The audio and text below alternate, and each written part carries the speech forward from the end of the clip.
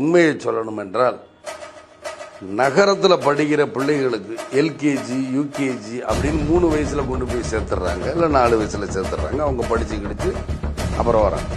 ஆனால் கிராமத்து பிள்ளைகளுக்கு எல்கேஜி யூகேஜின்னு ஒரு பாடத்திட்டம் இருக்கான கிடையவே கிடையாது. எடுத்தோன்னு 5 வயசுல கொண்டு வந்து சேர்க்குறாங்க, 1ஆவதுல சேர்க்குறாங்க. அவங்க எப்படி படிப்பாங்க? படிக்கிறது ரொம்ப கஷ்டப்படும். அந்த படிப்பை உண்டு பண்ணுறது யாரு? இந்த அரசாங்கம் உண்டு பண்ணும். இதுல தான் கல்வி தரம் வேறுபடும். அங்கே எல்கேஜி யூகேஜி, இங்கே எல்கேஜி யூகேஜியே கிடையாது. கிராமத்தில் படிக்கிற ஏழை பிள்ளைகள் நகரத்தில் இருக்கிற மெட்ரிகுலேஷன் பள்ளிக்கூடத்தில், அதாவது நகரம் என்பதை விட கிராமத்தில் இருக்கிற +1 +2 கொடுக்கிற பாடத்தை நகரத்தில் இருக்கிற மெட்ரிகுலேஷன் பள்ளிக்கூடத்தில் 9வது 10வதுலேயே படிச்சிடறாங்க.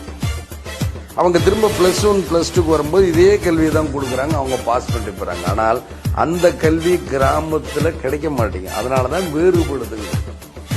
இதற்கு உதாரணமாக சொல்ல போனா இந்தியாவில் சிபிஎஸ்இ கல்வின்னு ஒன்று, ஆந்திராவில் சிபிஎஸ்இ கல்வியை விட பொதுப்பாட திட்டம்னு சொல்றது NT ராமாராவ் காலத்தில் அந்த பொதுப்பாட திட்டம் தான் முதலிடம் வந்துச்சு. இன்னைக்கு கல்வியில எல்லாத்தை விட சிறப்பாக இருக்காங்க. அப்ப அந்த அளவுக்கு தமிழக அரசு கல்வியின் தரத்தை உயர்த்தணும்.